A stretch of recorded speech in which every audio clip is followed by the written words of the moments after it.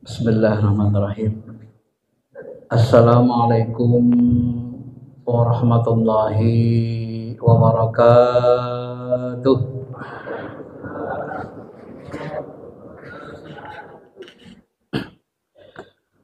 Alhamdulillahi hamdan na'imin. Ashhadu an la ilaha illallah wa ashhadu anna Muhammadar Rasulullah. Allahumma salli ala habibina syafi'ina Muhammadin wa ala alihi wa sahbihi ajma'in, amma ba'd. Bapak Ibu yang dirahmati Allah Subhanahu wa taala, mari sama-sama kita mensyukuri segala nikmat Allah Subhanahu wa taala. Mudah-mudahan dengan syukur yang kita sampaikan, Allah Subhanahu wa taala memberikan kita nikmat tambahan, dilanggengkan kenikmatan itu, baik nikmat yang zahir, yang kasat mata, yang tampak oleh kita, berupa harta, kekayaan, keluarga, bahkan mungkin tahta atau jabatan, dan juga nikmat-nikmat yang tidak kasat mata, seperti nikmat keimanan, nikmat beribadah, punya Tuhan Allah, itu nikmat bernabikan Muhammad SAW, dan nikmat-nikmat lainnya, termasuk nikmat ma'rifah dan sehatnya rohani kita. Semoga Allah Subhanahu wa taala nanti berkenan mengampuni dosa kita, mengumpulkan kita bersama Nabi, para sahabat, guru-guru kita yang soleh, keluarga kita yang soleh. Amin amin ya rabbal alamin. Bapak Ibu yang dirahmati Allah Subhanahu wa taala,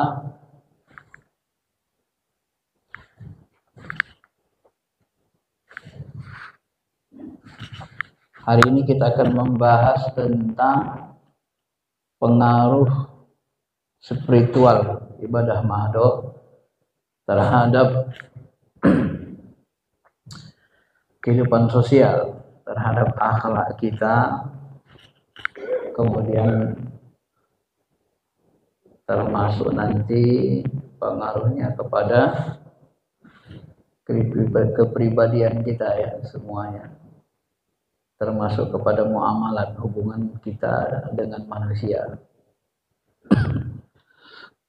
Yang lalu kita menjelaskan bahwa salah satu indikator ibadah mahdoh, khususnya sholat, ya, sebenarnya termasuk amalan fardu semuanya, puasa, zakat, haji. Indikator dia berhasil, benar, dan diterima Allah itu, kalau dari sisi spiritualnya, hadis qudsi ini telah digambarkan Allah, wa ma taqarraba ilayya 'abdi bi syai'in ahabbu ilayya mimma aftaratu 'alaihi. Yang pertama, terbentuknya rasa dekat dengan Allah Subhanahu wa taala. Kemudian wa ma yazalu 'abdi yataqarrabu ilayya bin nawafil hatta ahibbah. Kemudian munculnya rasa cinta. Setelah cinta baru kuntu sam'ahul ladzi yasma'u bih. Baru yang kita sebut dengan ketundukan penuh. Fa'ana dalam bahasa tasawuf, tunduk patuh dalam bahasa syariat. Jadi setelah kita beribadah mahdoh, baik sholat, puasa, haji, zakat, zikir, maka nanti akan terbentuk rasa akrab, dekat dengan Allah. Muncul dia rasa dekat itu. Setelah muncul rasa dekat, muncul rasa cinta. Setelah itu baru tunduk patuh penuh. Dalam tasawuf mana, dalam bahasa syariatnya ketundukan yang sempurna, kepatuhan yang ikhlas. Masyarul muslimin, Bapak Ibu yang dirahmati Allah Subhanahu wa taala. Jadi kalau kita ibadah itu belum muncul rasa dekat, belum muncul rasa cinta, itu harus bertanya-tanya kita dalam kalbu kita. Jangan-jangan ibadah saya ini tidak sukses, tidak berhasil gitu kan, ada yang salah. Nah, setelah kedekatan itu, kecintaan kepada Allah muncul, barulah nanti ibadah sholat itu ya menjelma, berpengaruh kepada kehidupan sosial kita, kedekatan kepada Allah tadi. Maka wajar sebenarnya kalau Nabi membahasakan begini, inna awwala ma yuhasabu bihil abdu yaumal qiyamah min amali sholatuh. Yang pertama dihisab nanti yang dimiliki seorang hamba ibadahnya, sholatnya. Fa in sahluhat faqad aflaha wa anjah. Kalau sholatnya bagus maka dia sukses, bahagia, aflah, menang, anjah, sukses, bahagia. Wa im fasadat faqad khaba wa khasira. Kalau sholatnya rusak maka rusaklah, dia akan merugi. Khaba wa khasira, maka dia akan rugi. Ya. Fa ini qassa min faridatihi syai'in, kalau ada yang kurang dari fardu, amalan fardu, maka Allah mengatakan unzur hal li ibadi min tatawwu. Maka Allah katakan, coba lihat amalan sunnah-sunnah dia, amalan tatawwu, amalan anjurannya, amalan nawafilnya. Nah, maka jika ada amalan nawafilnya, maka disempurnakanlah amalan fardu itu dengan amalan nawafil sampai itulah yang dilakukan Allah sari amali, untuk seluruh amalnya, sejauh mana dia bisa menutupi. Nah, di sini Bapak Ibu yang dirahmati Allah, sangat populer, kita sering dengar. Oke, yang pertama dihisab itu sholat.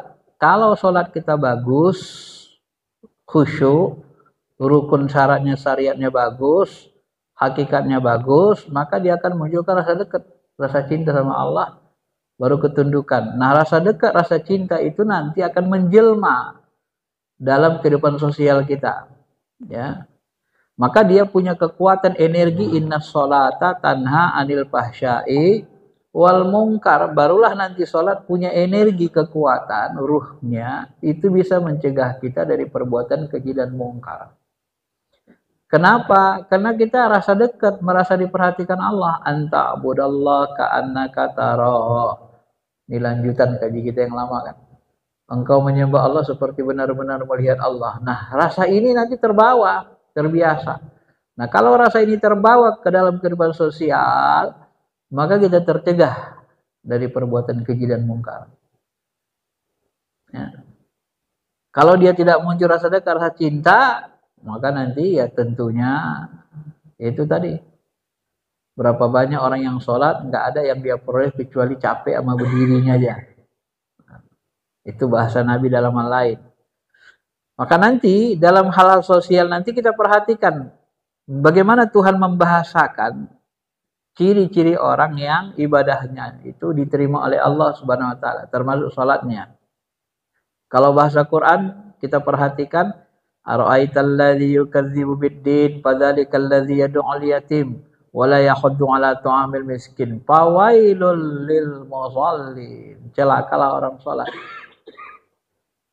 Masa orang sholat masih celaka? Ini kan celaka orang sholat. Orang sholat masih celaka. Celaka. Kenapa celaka? Alladzina hum an sholatihim sahun. Mereka itu lalai dari sholatnya. Lalai ini bisa lalai tidak khusyuk, sehingga tidak punya kekuatan energi, lupa rakaat sholatnya karena tidak khusyuk, lalai tidak melaksanakan sholatnya, itu lalai yang paling besar dosanya, sehingga meninggalkan sholat. Lalai dalam sholatnya tingkat kedua, lalai dengan waktunya, ya. Dan akibatnya lalai dalam sholat itu, maka sholat itu tidak punya energi, tidak memunculkan rasa dekat ke Allah, tidak ada energinya dan tidak bisa mencegah perbuatan keji dan mungkar. Nah, akhirnya bagaimana? Alladzina hum yura'un. Maka ciri orang seperti itu kalau sholat dia ria-riaan aja. Nah, itulah yang dibahasakan Buya Hamka itu kan. Kalau mau lihat orang Islam gampang Bapak Ibu. Lihat aja sholat Idul Fitri sama Idul Adha. Orang Islam lah itu yang hadir. Tapi kalau mau lihat orang beriman, nah, itu lihat sholat subuhnya, jemaah subuhnya. Rajin nggak dia subuh? Ini kalau lihat orang beriman. Ya. Wayamnaunal maun. Nah, di sini disebut lagi dan mereka tercegah tangannya, mencegah orang untuk menolong. Jadi orangnya kikir. Sehingga dalam bahasa hadis lain, la yajtami'ul asyuh wal iman, kata Nabi. Nanti iman itu tidak bisa bergabung dengan kekikiran. Karena kikir itu berasal dari kekufuran, tak percaya dengan balasan akhirat. Ya, bahkan dalam hadis-hadis yang lain disebut Nabi SAW dalam hadis sahih, wala tuhsu, untuk berbuat baik, untuk berimpak hal-hal yang penting perlu, wala tuhsu, jangan kau berhitung mengeluarkan duit itu. Kalau kamu berhitung, kata Nabi, patuhsu, maka Allah pun berhitung memberi rezeki samamu. Ini hadis sahih Bukhari Muslim. Ya. Jangan berhitung-berhitung. Maka Nabi SAW, ini kalau model Nabi dan sahabat ini kan memang luar biasa. Spiritualnya tinggi, kemudian akhlaknya dan dermawannya juga luar biasa kan. Tidak pernah ada orang datang ke Nabi minta dalam kondisi kosong, tidak diberi Nabi. Dia kalau ada uang nggak pernah diberi. Apalagi bulan puasa, maka Nabi itu seperti angin saja kan.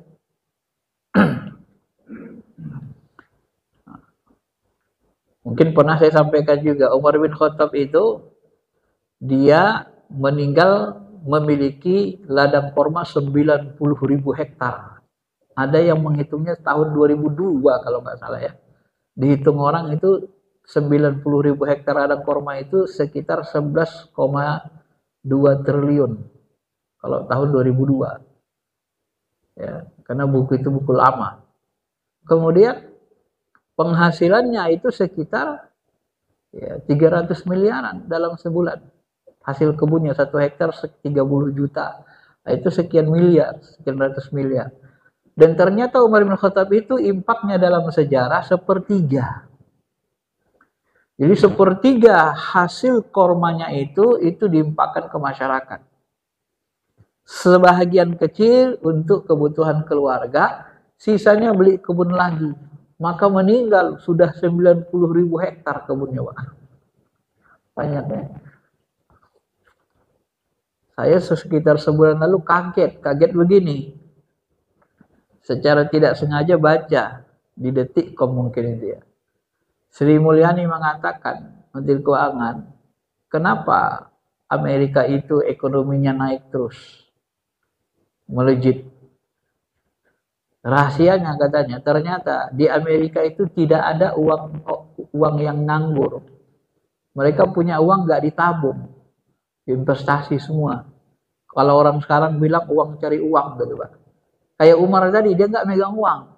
Sepertiga hasil serahkan ke umat, diambilnya untuk kehidupannya secukupnya, gaya hidupnya sederhana, sisanya beli kebun lagi. Jadi nggak ditabung itu uang, dia nggak megang uang sahabat itu. Kenapa begitu? Ya mungkin mereka tidak mau tergantung kepada uang. Kalbunya hanya ingin tergantung ke Allah. Mungkin itu melatihnya. Tapi mereka itulah dibahasakan oleh ulama. Karena itulah dibahasakan oleh ulama. Di tangan sahabat itu, dunia itu berada di genggamannya. Atau di bawah telapak kakinya. Jadi mereka tidak masukkan ke kalbu itu. Nah inilah faktor tadi spiritual keimanan. Karena harta itu dari Tuhan, ya harus dikembalikan kepada kepentingan, kemauan Tuhan. Gitu. Harta itu dari Allah, ya maka digunakan untuk kemauan, kepentingan Allah. Maka Umar di samping dia pejabat, dia konglomerat, dia pemurah, ya apa nggak takut orang saya nggak segan. Sekali ngomong aja udah hormat banget kan. Nah, kalau kita kan nggak ada uang, banyak cerita lagi kan gitu kan. Malas orang dengar kan. Banyak duitnya tapi nggak mau ngimpak. Ini juga malas orang dengar. Ngomong aja bapak itu katanya kan. Masa buat menara aja gak siap-siap misalnya kan. Padahal uang kita banyak. Nggak boleh. Ya. Ini Ini model. Ciri-ciri ibadah mahdoh itu pengaruh dia. Jadi ibadah mahdoh itu dia mempengaruhi kolbu. Nah, yang lalu saya sebut ibadah mahdoh yang benar itu khusyuk, dia berpengaruh kepada kolbu, bersih kolbu kita. Konsep Nabi, apabila bersih kolbu kita, maka perbuatan kita bersih, yang baik-baik semua. Maka tidak bisa dipungkiri. Ciri-ciri ibadah mahdoh itu muncul rasa dekat, muncul rasa cinta, bersih kolbu. Ya sudah bersih nanti muncul rasa dekat, muncul rasa cinta. Kemudian kepatuhan taat, lalu muncul akhlak-akhlak yang baik. Nah, itulah kalau bahasa Ghazali kan dia sebut takhalli, dikosongkan kolbu dari sifat-sifat tercela. Bagaimana mengosongkannya? Ya dengan membersihkan tadi dengan ibadah mahdoh itu. Ibadah mahdoh itu dibersihkan. Sifat dengki, iri, itu ibadah mahdoh itu membersihkan kolbu, Pak. Tapi makanya ibadah mahdoh kita itu harus khusyuk. Nah, maka saya beberapa Ramadan kemarin mencoba sedikit meneliti, tidak banyak. Saya teliti beberapa ayat atau hadis berkaitan dengan ibadah mahdoh. Ternyata dalam ibadah mahdoh ini ada kata-kata kunci supaya dia membersihkan kolbu supaya diterima. Salat. Nah, kata kunci untuk diterima apa? Salah satunya khusyuk. Ikhlas khusyuk. Kenapa? Karena salat itu ala qadri ma uqulihi. Dia diterima sesuai dengan kadar khusyuknya. Bisa setengah, seperempat, sepertiga, seperdelapan, dan seterusnya. Khusyuk kata kuncinya. Maka bahasa Nabi, anta budallah ka'annaka tarah. Engkau menyembah Allah seperti benar-benar menyaksikan. Nah, seperti benar-benar melihat, menyaksikan Allah, itulah yang disebut dengan khusyuk. Kata kuncinya di situ. Kalau puasa, ada juga kata kuncinya supaya diterima. Man shoma ramadana imana wahtisabah. Coba perhatikan, barang siapa puasa, bukan puasa aja, ada kata kuncinya, imana, puasa dengan keimanan, wahtisaba, ini kuncinya, dengan ihtisab. Ihtisab itu apa? Ihtisab itu berasal dari kata akarnya hasaba, menghitung, memperhatikan, mawas diri, merasa diperhatikan Allah. Nah, kalau bahasa sholat tadi, hampir sama kan? Kalau sholat seperti benar-benar menyaksikan Allah. Kalau puasa ihtisab, merasa diperhatikan Allah. Ada kolbunya di situ. Karena yang mau kita bersihkan tuh kolbu, ruh, hati kita. Jadi kalau puasa dengan iman, dengan ihtisab, ghufira lahu ma taqaddama min dzambi. Baru seluruh dosa hapus. Tapi kalau nggak ada iman, nggak ada ihtisab, kam min shaimin. Berapa banyak orang puasa, laisa lahul jaza illal ju' wal atas. Pendapatannya hasilnya cuma lapar sama haus saja. Kenapa? Enggak iman, enggak ihtisab. Itu kata kunci. Begitu juga berangkat haji, coba perhatikan. Apa kata Allah ketika kita mau berangkat haji? Wa tazawwadu fa inna khairaz zadit taqwa. Berbekallah. Bekal yang terbaik berangkat haji adalah takwa. Takwa itu apa? At-taqwa hahuna di qalbu. Artinya harus pakai hati. Ya, harus melibatkan ruh. Takwa. Maka dalam haji itu Allah melarang kita wala fusuqa wala jidala fil hajj. Jangan bertengkar, jangan buat fasik. Takwa. Nah, kalau bisa kita menghindari larangan-larangan Allah, tidak berbuat fasik dengan bertakwa, berangkat haji, maka apa yang kita peroleh? Mabrur. Begitu kita mabrur, kharajat kama kharajat min batni ummi, seperti terlahir dari rahim ibunya, bersih dari dosa. Kata kuncinya apa? Takwa. Takwa jadi mandi kolbu. Nah, itu. Jadi ada kata kuncinya masing-masing, Pak. Zakat juga begitu kan? Dia punya kata kunci untuk bisa diterima, membersihkan kolbu. Khudz min amwalihim shadaqatan tutahhiruhum wa tuzakkihim biha. Ambil hartanya. Ya. Orang-orang yang berpunya yang lebih untuk membersihkan, mensucikan mereka. Lalu Allah dalam ayat lain mengatakan, qaulun ma'ruf wa maghfiratun khairum min shadaqatin yatbahu adza. Perkataan yang baik, ya. Wa maghfirah, pemaafan, memaafkan orang lain khairun, lebih bagus daripada sedekah, zakat, tetapi kamu sertai dengan menyakiti orang yang diberi. Artinya tak ikhlas. Kamu nih tiap tahun minta aja kerjanya. Ini udah 50 tahun masih minta-minta. Enggak malu kamu jadi pengemis seumur hidup. Pakai otak kenapa? Wah, kesinggung dia, Pak. Terpukul bahasa begitu kasar. Yatba'uha aza. Ngasih tapi diikuti dengan menyakiti. Kalau udah nyakiti kan gak ikhlas. Lebih bagus gak usah sedekah. Lebih bagus qaulun ma'ruf, perkataan yang baik saja. Itu lebih bagus. Timbang sedekah tapi mukul orang. Memberi tapi mukul. Ini harus diperhatikan. Berarti kalau kita mukul orang berarti gak ikhlas, gak rela sedekah itu. Suka hati aja. Maka dari itulah kita harus paham, ibadah mado itu semuanya dia ternyata harus disertai dengan kedekatan kepada Allah, kecintaan, kemudian khusyuknya tadi ya, merasa diperhatikan Allah, rasa takwa. Itu yang menyertai ibadah mado. Baru nanti dia bersih-bersih kalbu kita. Nah, kalau sudah bersih, muncullah perbuatan-perbuatan lain itu. Nah, kalau sudah bersih kalbu, muncullah perbuatan-perbuatan baik yang lain. Nah, berpengaruhlah kepada kehidupan sosial kita. Bahkan dalam sebuah diskusi yang agak panjang, Allah berfirman, ya, kata Allah Subhanahu wa taala, "Innama ataqabbalu sholata mimman tawadu ali ajamati." Pangkal hadisnya ini ada, "Laisa kullu musallin yusalli." Tidak semua orang salat itu dikatakan salat. Tidak semua orang itu diterima salatnya, kata Allah. Innama.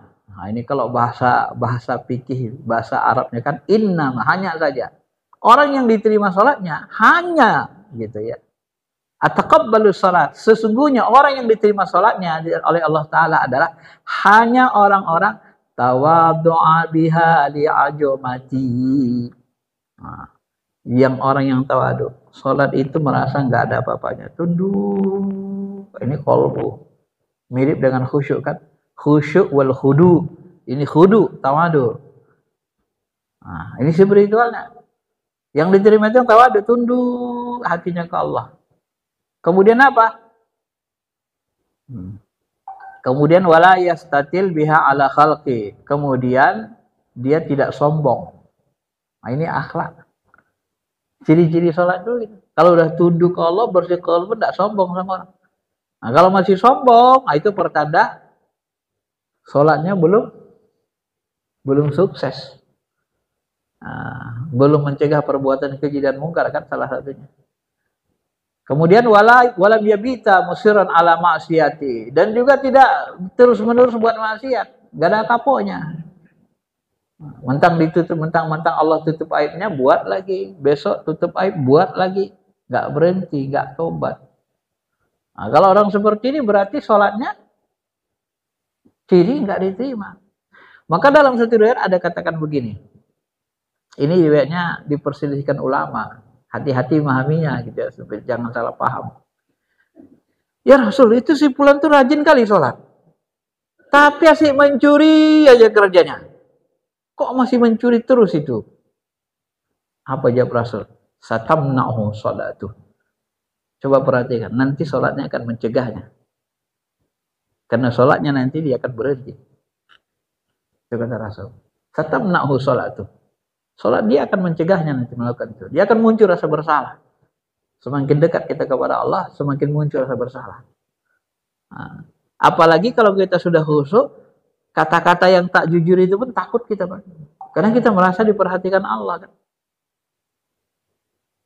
Nggak berani kita nggak jujur. Ya. Maka tidak terus-menerus maksiat. Waqta'an nahar di zikri. Dia pakai di pagi hari, siang hari untuk zikir. Ya dipakai siang hari. Habis zuhur, habis asar, dia pakai untuk zikir. Ya istighfar, baca Quran. Warahimal masakin. Nah ini sosialnya. Maka muncullah hatinya yang sayang sama fakir miskin. Sama kayak ayat tadi kan. Fawailul lil musallin alladzina hum salatihim sahun. Walladzina hum yuraun Yamnaunal ma'un, mencegah dari memberi orang miskin. Ya. Itu jadi kan Allah sudah mengatakan ara'aital ladzi kadzibu biddin. Itu rangkaian. Tahukah kamu pendusta agama siapa yang enggak sayang sama anak yatim, orang miskin, enggak ada kasih sayangnya. Karena sholat itu akan membersihkan kalbu, membuat kita cinta kepada Allah. Setelah kita mencintai kepada Allah, mana bukti kita cinta sama Allah? Nanti akan muncul rasa cinta kita kepada umat Muhammad.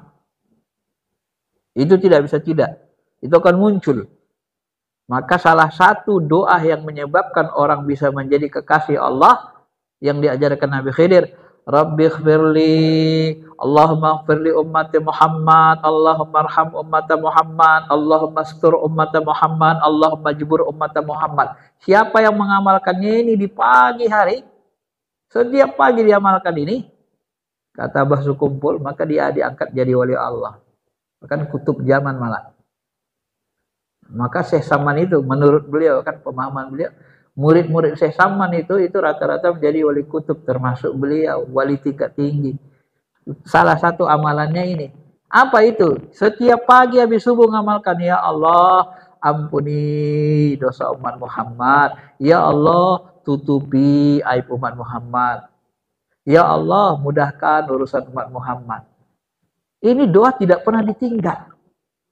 Ini kan bentuk rasa kasih sayang kepada umat.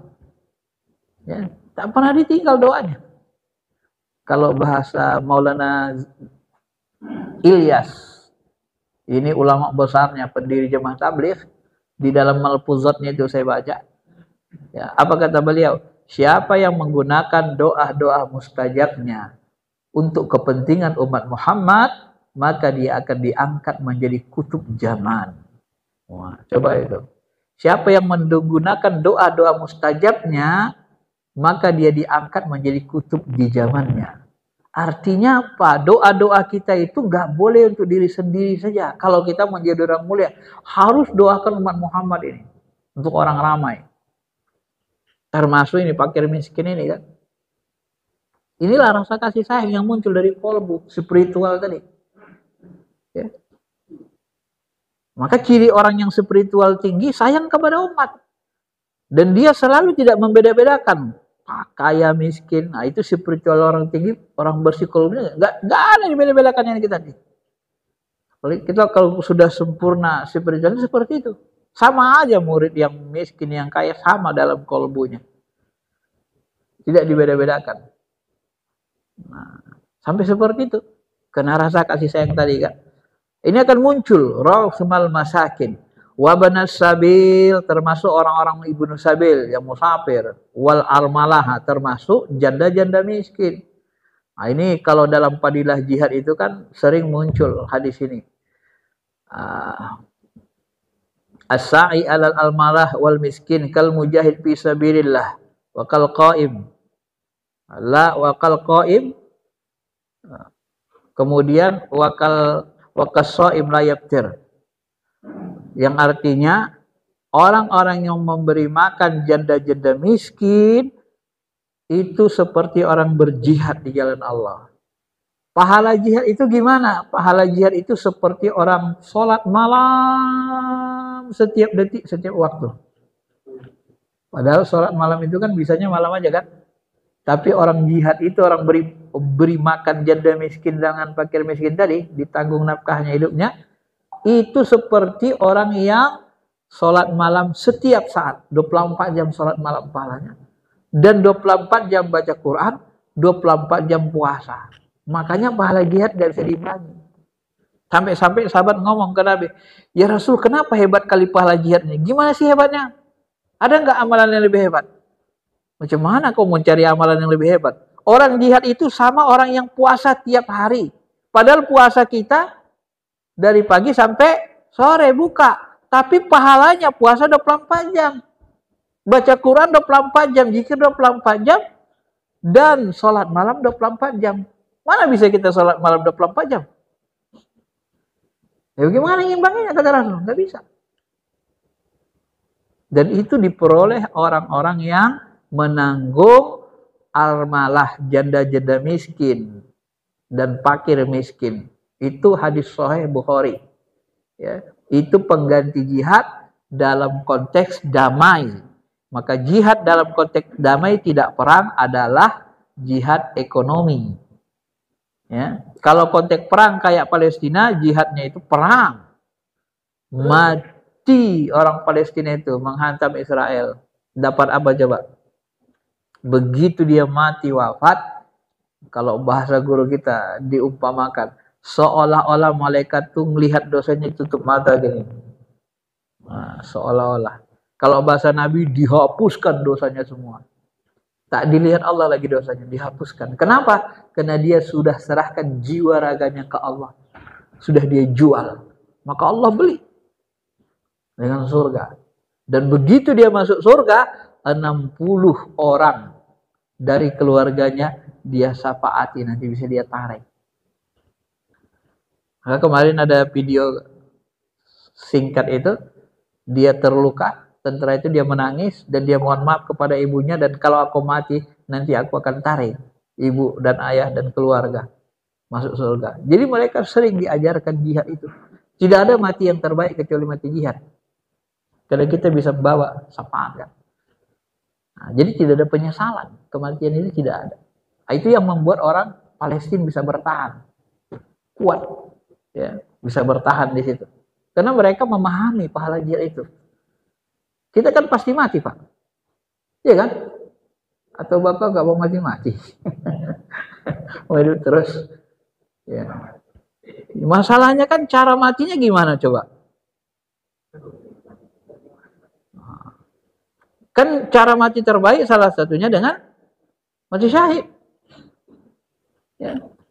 Nah, kalau mati syahid itu perang atau nanggung fakir miskin atau terus-menerus berdakwah di jalan Allah, itu juga bagian kan. Ma'asyiral muslimin, Bapak Ibu yang dirahmati Allah, wa rahimal musabah, dan menyayangi orang terkena musibah. Zalika nuruhu kanuris syamsi akla'uhu bi'izzati. Ya, coba lihat deh. Cahaya amal orang ini bagaikan cahaya matahari. Jadi amalan-amalan yang dilakukan ini itu akan memunculkan ruhaninya seperti cahaya matahari terang. Nah, kalau dalam bahasa spiritual, amal soleh kita ini punya energi, punya nur, punya cahaya. Makanya ketika kita wafat nanti, di alam kubur datang sosok seperti malaikat bercahaya. Dia akan ngomong ke kita, kamu siapa? Kita tanya. Aku adalah amal-amalmu semasa di dunia. Dia bentuknya seperti cahaya, seperti malaikat. Maka sebagian menafsirkan malaikat itu berasal dari kata malaka. Malaka milku, milikku. Malaikat itu berasal dari amal soleh kita. Karena malaikat itu milik kita. Milki. Dia tercipta dari amal soleh kita. Maka malaikat itu derajatnya lebih rendah dari manusia. Karena penciptaan malaikat dari nur. Nur ruhani manusia dan dari nur amalan-amalan soleh manusia. Itu bahagian dari asal terciptanya malaikat. Ya. Nah, ini amalan yang seperti ini cahayanya seperti cahaya matahari terangnya. Bukan cahaya bulan purnama lagi, Pak. Ya kan? Karena sholatnya tadi udah bagus, sosialnya bagus juga kan. Menyayangi fakir miskin, janda-janda miskin, ya, mengasihi orang ditimpa musibah, tak sombong, tidak bermaksiat, selalu berzikir kepada Allah. Ini orangnya seperti cahaya ruhani, seperti matahari. Ya. Aku lindungi dia dengan kekuasaanku, aku perintahkan malaikat menjaganya, aku jadikan cahaya dalam kegelapan. Ya, kalau dia lagi pusing, gak ada petunjuk, dikasih petunjuk oleh Allah. Kalau dia tak tahu, maka diturunkan ilmu sehingga dia tahu mengatasi masalahnya. Nah, jadi perumpamaan manusia seperti ini adalah seperti perumpamaan surga Firdaus. Jadi Firdaus bagi manusia seperti surga yang sangat menyenangkan, maka makhluk yang seperti ini dianggap Allah seperti Firdaus di bumi. Makhluk yang paling menyenangkan Allah Subhanahu wa ta'ala, gitu ya. Berikutnya Bapak Ibu, hadis lagi yang mengatakan model-model seperti ini juga muncul hadisnya. Salah satu la tarfa'u salatuhu fawqa ru'usihim sibrat. Ada 3 orang yang tak diterima sholatnya. Coba nih, sholat tapi sholatnya nggak terima. Ini pengaruhnya ke sosial. Yang pertama imam, tapi kaumnya benci sama dia. Dia termasuk yang paling nggak disukai di komplek itu, dia pula yang jadi imam, menawarkan diri. Orang seperti ini, kenapa dia dibenci? Ya mungkin sombong, mungkin kikirnya minta ampun, kasarnya minta ampun, gitu kan? Tapi mau jadi imam aja dia. Orang seperti ini nggak diterima sholatnya, karena jemaahnya benci. Ya Bapak, kalau Bapak mohon maaf ya, Bapak Ibu kalau imam itu orang yang kita benci, kita pun nggak ikut, nggak khusyuk loh. Ya, apa ini imam ini kurang ajar, mau jadi imam mau dicontoh pula. Nah kan gitu ngomong di dalam orang hatinya. Orang kaum ini. Iya, akhirnya nggak diterima sholatnya. Kenapa? Ya sosialnya tidak bagus Pak. Sholatnya pengaruh dia. Istri yang tidur sementara suaminya sedang marah. Nah, ini istri biasa ya, ibu-ibu kalau suaminya lagi kebeletnya jangan dihindari ya, karena itu merusak, bisa merusak mental, merusak pikiran, merusak macam-macam ya. Suami kalau nggak dikasih itu maka dia akan merasa tidak nyaman, tersiksa. Itu mirip dengan janda miskin yang tak dapat biaya hidup, itu sangat tersiksa. Ya, makanya memberikannya itu setimpal itu ya. Mirip-mirip itu siksaannya. Maka menanggung makan janda miskin, kebutuhan pokoknya itu setara dengan jihad. Seorang istri yang memberikan, melayani suaminya karena kewajibannya, itu juga termasuk pahalanya sangat besar. Ya, makanya puasa sunnah itu tak boleh kalau suami tidak izin. Yang ketiga, dua saudara saling mendiamkan. Nah ini tidak bagus sosialnya juga Pak. Saling musuhan. Istilahnya SKT ya bahasa lainnya kan. Nggak teguran sama keluarganya. Ya. Nah yang paling unik lagi ada sebuah hadis mengatakan ya Nabi SAW pernah mengatakan dari Abu Hurairah, ada seorang tanya ke Rasul, ya Rasulullah, inna fulanah taqumul lail wa tasumun nahar wa tab'alu wa tasaddaq wa tu'zi jiranaha bilisani. Ya Rasulullah, sesungguhnya si Pulanah, ini mohon maaf nih Bu, ini Pulanah ini kan menandakan perempuan. Jadi dalam cerita sahabat ini ada seorang perempuan, ya, dia rajin kali sholat malam ya Rasul, taqumul lail, tasumun nahar, rajin puasa sunnah, watafal, dia kerjakan itu terus, watasaddaq, bahkan dia rajin sedekah. Ibadahnya bagus, puasanya bagus, sholatnya bagus. Bagus bukan berarti diterima ya, maksudnya dia sholat, dia puasa, sedekah juga sedekah. Cuman ada satu kesalahannya, wa tu'zi jiranaha bilisani. Tapi lisannya kasar sama tetangga. Ya. Kalau ngomong sama tetangga minta ampun tetangga. Habis jajannya, salah dikit udah dibantai terus, ya kan? Nah ini Bu hati-hati. Kenapa saya sebut ibu? Karena di sini isinya Pulanah. Bapak-bapak juga sama, kita juga sama Pak ya. Tidak ada pengecualian. Cuma di sini sebut Pulanah, perempuan. Nah, hati-hati karena kadang-kadang ibu-ibu yang paling susah nahan kata-kata dibanding bapak-bapak. Lalu apa kata Rasul? La khaira fiha, hiya min ahlin nar. Orang itu nggak ada bagusnya.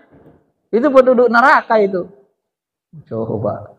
Udah jangankan puasa wajib, puasa sunnah pun rajin, sholat sunnah malam pun rajin kan? Ini kan menunjukkan sholatnya atau puasanya itu nggak berpengaruh tadi Pak.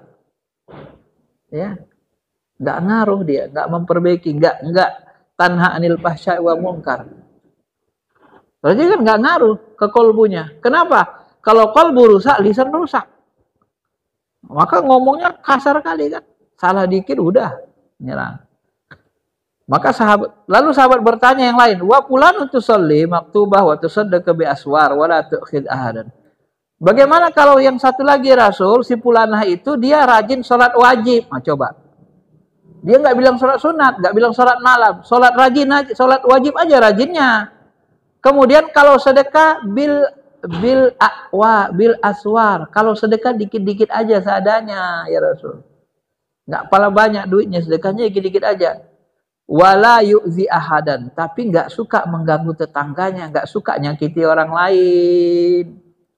Beliau berkata, hiya min ahlil jannah. Kalau itu penduduk surga itu, kata Rasul. Coba, kalau yang tadi rajin sholat sunat, ini nggak rajin sholat sunat, cuma sholat wajib aja rajinnya. Sedekahnya pun seadanya, tapi nggak suka nyakiti.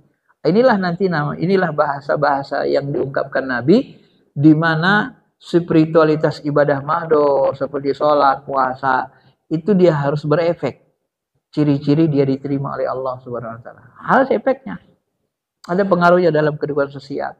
Dan pengaruhnya itu sudah disebutkan dalam banyak hal tadi, dalam beberapa contoh, apakah akhlaknya bagus, bahasanya tidak suka menyakiti, kemudian hatinya tidak sombong, gaya hidupnya tidak nyombongkan diri, ya tidak terus maksiat, juga sayang sama fakir miskin, termasuk orang-orang ditimpa musibah.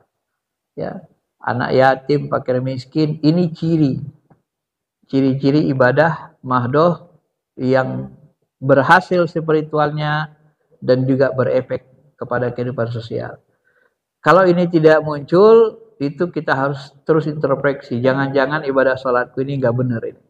Jangan-jangan puasaku ini nggak benar ini. Kok masih begini akhlakku? Kok masih begini qalbuku? Masih rusak, masih suka nyakitin orang. Ya, kok masih begini keadaanku? Ya, masih nggak ada rasa sayang, empati kepada orang miskin, orang-orang yang tersiksa. Ya, saya percaya masih ada orang yang nggak, misalnya, maaf ya, yang tidak peduli dengan Palestina kan masih banyak orang Islam. Ya kan? Walaupun dia lihat di TV, di berita begitu, ya banyak yang nggak peduli kan. Belum, kolbunya tidak tersentuh. Ya. Kalau saya jujur, hampir tiap subuh, kunut subuh itu saya doain. Nah, kalau guru kita, jemaah kita tiap bulan disedekahkan, infak. Secukupnya, yang lebih, harta final yang lebih disisakan untuk, karena mereka makan aja susah. Jangankan makan, keamanan aja nggak punya. Tinggal nunggu mati. Ya. Siapa yang mereka harapkan? Cuma Allah saja kan. Nah, kita ini ibadah gampang, semuanya gampang. Serba gampang. Ada orang kemarin bilang, Ustadz, ada orang itu Ustadz dia nggak mau mendoakan kehancuran Yahudi. Nah, dia katakan Yahudi dia beri petunjuk saja. Ya memang doa pertama beri petunjuk. Tapi kalau nggak beri petunjuk ya dihancurkanlah. Dia kan nggak ngerasain. Coba keluarganya dihancurkan kayak orang Palestina. Kira-kira masih begitu nggak bahasa dia? Dia kan nggak ngalamin aja, Pak. Kita kan nggak ngalamin aja ini. Makanya kita masih bisa agak tenang kan. Tapi kalau coba kita ngalami gimana? Waktu terjadi di Ambon saja sudah ini kan. Ambon itu saya sudah yang lalu sudah sangat ini kritis, apalagi model Palestina. Nah, maka dari itulah Bapak Ibu yang dirahmati Allah, ada bahasa lain yang terakhir Nabi mengatakan, malam yahtamma bi amril muslimin alaysa minna. Orang yang tidak tersentuh dengan urusan-urusan sosial orang beriman, tidak ada empatinya, itu pertanda dia bukan umat kami. Kenapa? Karena orang beriman itu ditandai dengan seperti satu jasad. Tarohumhim, dalam kasih sayang seperti satu jasad. Sakit ujung kuku kita, ujung jari kita, semuanya ngerasa sakit. Bahkan kadang-kadang kita demam karena luka. Besar lukanya, demam kita. Walhumma, seluruh badannya ikut merasa sakit. Itu perumpamaan orang beriman dalam hal tarohumhim wa ta'adzufihim, dalam hal kasih sayang, dalam hal perhatian. Sehingga nanti Nabi juga mengatakan, la yadkhulul jannah membata Sya'ban wa huwa wajari wa huwa ya'lam wajari ja'i wa huwa ya'lam. Tidak akan bisa masuk surga bukan orang beriman, dan tidak akan bisa masuk surga orang yang dia tidur dalam kondisi Sya'ban. Yashba, Sya'ban, hadis lain Sya'ban, kondisi kenyang. Sementara saudaranya, tetangganya sebelahnya 40 ke depan 40 ke belakang, 40 kiri kanan. Tetangganya dalam kondisi kelaparan, dia tahu itu lapar gak makan, tapi dia gak peduli. La yadkhulul jannah, tidak akan bisa masuk surga. Hadis lain, laisal mu'min, itu bukan orang beriman. Baik, sekiranya saja penjelasannya, mudah-mudahan bisa dipahami dan mudah-mudahan kita